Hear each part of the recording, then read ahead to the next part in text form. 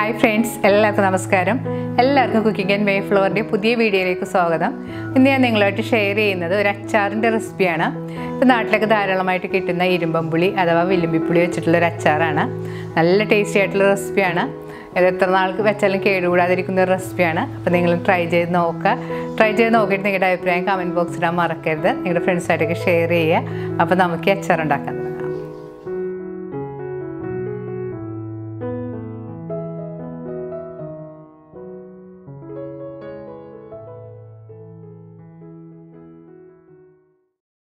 അച്ചാറുണ്ടാക്കാനുള്ള പുളി ഞാനിവിടെ എടുത്ത് വെച്ചിട്ടുണ്ട്. ഇതാദ്യം നന്നായിട്ട് കഴുകി എടുക്കണം. പുളി നന്നായിട്ട് കഴുകി വെള്ളമെല്ലാം കളഞ്ഞെടുത്തിട്ടുണ്ട്. ഇനി ഇത് കഷ്ണങ്ങളായിട്ട് മുറിച്ചെടുക്കാം. പുളിയുടെ നെറ്റിൻ്റെ ഭാഗം കട്ട് ചെയ്തതിന് ശേഷം നീളമുള്ള കഷ്ണങ്ങളായിട്ട് മുറിച്ചെടുക്കാം. ഞാൻ ഈ കാണുന്ന പോലെ നീളമുള്ള കഷ്ണങ്ങളായിട്ടാണ് മുറിച്ചെടുത്തിരിക്കുന്നത്. അപ്പോൾ നിങ്ങൾക്ക് ഇഷ്ടമുള്ള രീതിയിൽ മുറിച്ചെടുക്കാം. പക്ഷെ കുറച്ച് കട്ടിയിൽ മുറിച്ചെടുക്കുന്നതാണ് നല്ലത്. അല്ലെങ്കിൽ നമ്മൾ അച്ചാറുണ്ടാക്കി കഴിയുമ്പോഴത്തേക്കും പുളി വല്ലാതെ വെന്തുടഞ്ഞു പോകും.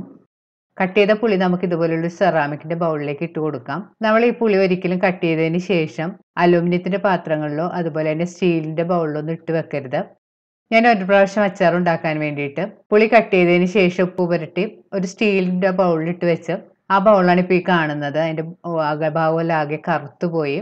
ഈ പുളിക്ക് ഒരു ആസിഡിക് പവർ ഉണ്ട്.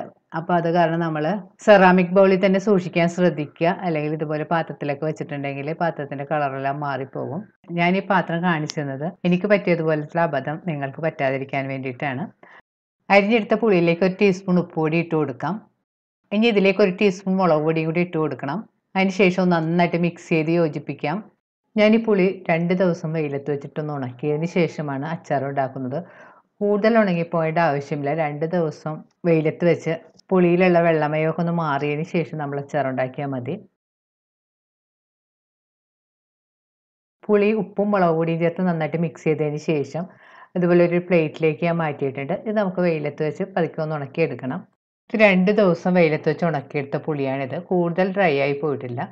ഈ പാകത്തിൽ വേണം നമ്മൾ ഉണക്കിയെടുക്കാനായിട്ട്. പുളിയുടെ ഒരു നനവൊന്ന് മാറി കിട്ടിയാൽ മതി. ഇനി നമുക്ക് അച്ചാറുണ്ടാക്കാൻ തുടങ്ങാം. അച്ചാറുണ്ടാക്കാനായിട്ട് ഞാനിവിടെ ഒരു പാൻ ചൂടാക്കാൻ വെച്ചിട്ടുണ്ട്. പാൻ നല്ലതുപോലെ ചൂടായിരുമ്പോൾ നമുക്കതിലേക്ക് ആവശ്യത്തിന് ഓയിൽ ഒഴിച്ചു കൊടുക്കാം. ഞാനിവിടെ ഉപയോഗിച്ചിരിക്കുന്നത് നല്ലെണ്ണയാണ്. വെളിച്ചെണ്ണ വേണമെങ്കിൽ നമുക്ക് ഉപയോഗിക്കാം. പക്ഷെ കൂടുതൽ ദിവസം സൂക്ഷിച്ച് വെക്കാനാണെങ്കിൽ നല്ലെണ്ണ ഉപയോഗിക്കുന്നതാണ് നല്ലത്. അച്ചാറുണ്ടാക്കാനായിട്ട് നമ്മൾ കുറച്ച് കൂടുതൽ എണ്ണ ഉപയോഗിക്കുന്നത് എപ്പോഴും നല്ലതാണ്. കാരണം കുറച്ച് ദിവസമൊക്കെ സൂക്ഷിച്ച് വെക്കുമ്പോഴത്തേക്കും പൂപ്പലൊന്നും വീഴാതിരിക്കാനായിട്ട് കുറച്ച് എണ്ണ ഉപയോഗിക്കുന്നത് നല്ലതാണ്. ഇപ്പോൾ എണ്ണ നല്ലതുപോലെ ചൂടായി വന്നിട്ടുണ്ട്. ഇനി ഇതിലേക്ക് നമുക്ക് ഒരു ടീസ്പൂൺ കടുക് ഇട്ട് പൊട്ടിക്കണം. കടുകൊന്ന് പൊട്ടിത്തുടങ്ങുമ്പോൾ ഇതിലേക്ക് 1/4 ടീസ്പൂൺ ഉലുവയും കൂടി ഇട്ട് പൊട്ടിക്കണം. ഉലുവ കൂടുതൽ ചേർക്കേണ്ട ആവശ്യമില്ല, 1/4 ടീസ്പൂൺ മതി. പിന്നീട് നമുക്ക് ഉലുവയുടെ പൊടിയും കൂടി ചേർക്കാനുള്ളതാണ്.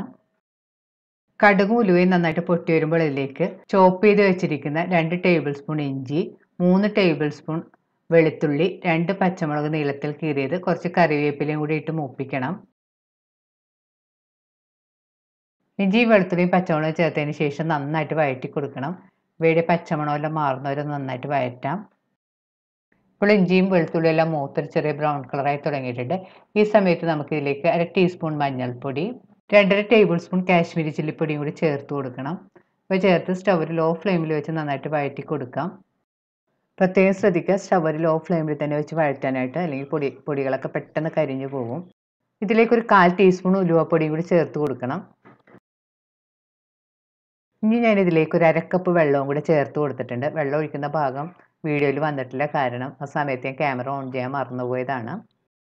വെള്ളം ചേർത്തതിന് ശേഷം ഒന്ന് നന്നായിട്ട് മിക്സ് ചെയ്ത് കൊടുക്കണം. അതിന് ശേഷം ഒന്ന് നന്നായിട്ട് തിളപ്പിക്കണം. ഗ്രേവി ഒന്നും നന്നായിട്ട് കുറുകി വരണം. ഇനി നമുക്കിതിലേക്ക് കുറച്ച് ശർക്കര പൊടിച്ചതും കൂടി ചേർത്ത് കൊടുക്കാം. ഞാനിവിടെ ഇതിലേക്ക് ഒരു 4 ടേബിൾ സ്പൂൺ ശർക്കരപ്പൊടി ചേർത്ത് കൊടുത്തിട്ടുണ്ട്. ശർക്കര നിങ്ങളുടെ മധുരത്തിൻ്റെ പാകത്തിനനുസരിച്ച് ചേർത്ത് കൊടുക്കാം.